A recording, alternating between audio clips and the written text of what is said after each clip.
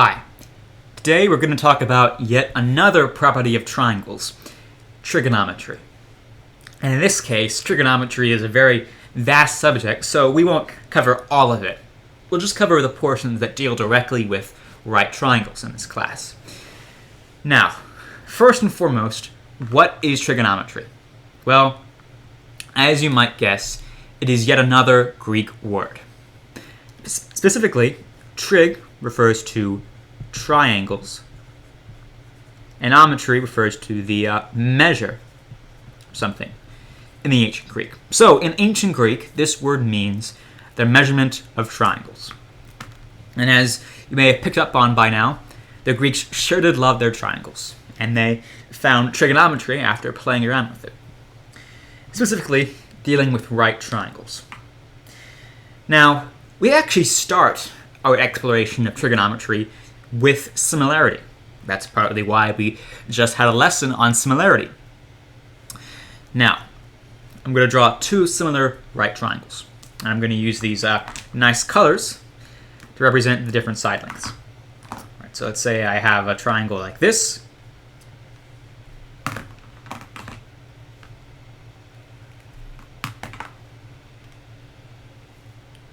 And I have a larger triangle like this.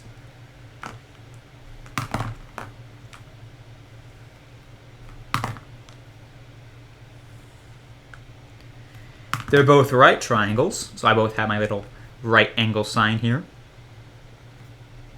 And they both have an angle measurement of x, where x is just some value. Like they could both have an angle of 45 or 36 or 7, whatever it is.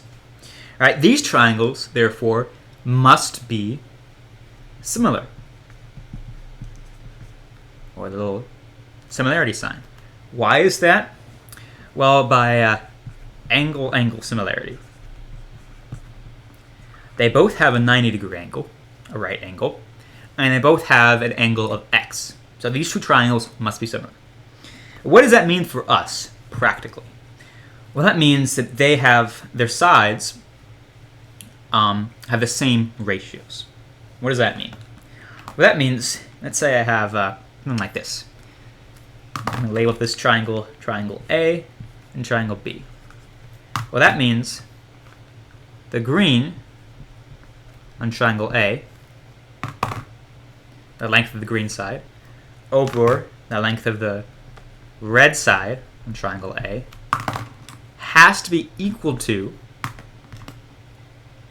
the ratio between the green on the triangle B over the red on triangle B. So green to red have to have the same relationships for both triangles. Likewise, we could say that, well, by that logic, blue to A over red A is equal to blue and B over the red the B, and so on and so forth. And finally, we have one other relationship that we can write, and that's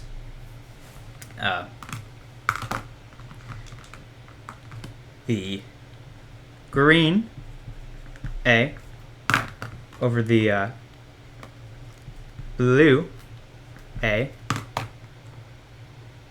is equal to the green B over the blue of B.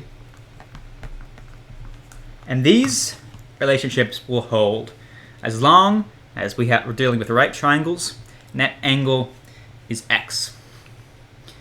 Now, this constancy was very, very interesting to the ancient Greeks. And they said, hey, for any triangle that I draw, no matter what the side lengths, no matter what other properties, if it's a right triangle and it has angle x, right, then these relationships are going to be the same. So they actually made functions relating to these relationships, trigonometric functions. For example, this one, right? This is the side opposite the angle x over the hypotenuse. The ancient Greeks called this the sine function. So sine of x is equal to the ratio of the side opposite x over the hypotenuse. And they took this relationship. I'm going to kind of erase here to make room. They took this relationship, which is the side adjacent x, blue, because we can see that blue is right next to x over the hypotenuse, and they called it the cosine of x, written just cos of x, right? And finally, that leaves us with green over blue, right? Green is the opposite side, and blue is the adjacent. And so the Greeks called this the tangent of x, written just tan, which is the opposite side over the adjacent side.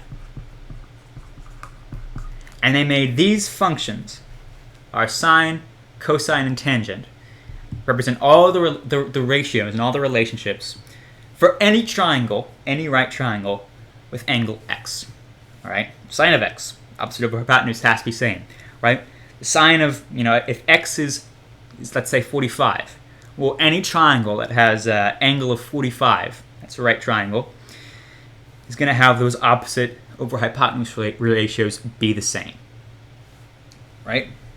And as we'll see, these trigonometric functions are immensely useful for almost anything dealing with triangles, and we'll get into that in just a bit. But for now, this is kind of a lot to do with, right? Which is why I like to keep it simple with a nice acronym. So, ka, toa. Just 3 letters per thing, 9 letters in total, not too bad. What does this mean? Well, so, that's sine. It's opposite over the hypotenuse. Cosine, adjacent over the hypotenuse. Tangent, opposite over adjacent. So remember, so ka toa. That'll tell you which function is which relationship. All right, so to recap, trigonometry. We're dealing with right triangles. Because right triangles are similar, we can write functions between that relate the ratios of their sides that'll hold for any value of the angle.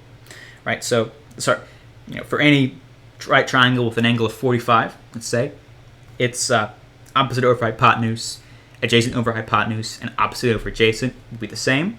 That's why we have these trigonometric functions. And trigonometric functions simply represent ratios between side lengths, which we can do because right triangles with a single angle in common, apart from the right angle, are similar. Right? So trigonometry, sine, cosine, tangent, ratios between sides when dealing with the right triangles. This is the intro. This seems very overwhelming, probably does, but don't worry. We're going to have a lot more to talk about because these trigonometric functions are immensely useful. And they're not just going to leave you here, right? You're not going to learn about this in geometry and never use it again. Every single class you take after this point, every math class, Algebra 2, pre-calculus, calculus if you're taking it, they will involve trigonometry. And we'll learn in the coming videos exactly why trigonometry is so useful, outside of dealing with just right triangles and their similar relationships. So, strap in, because now we're in an extra special part of an extra special part. We're looking deep into trigonometry. Well, I'm excited, and I hope you are too, and I'll see you in the next video.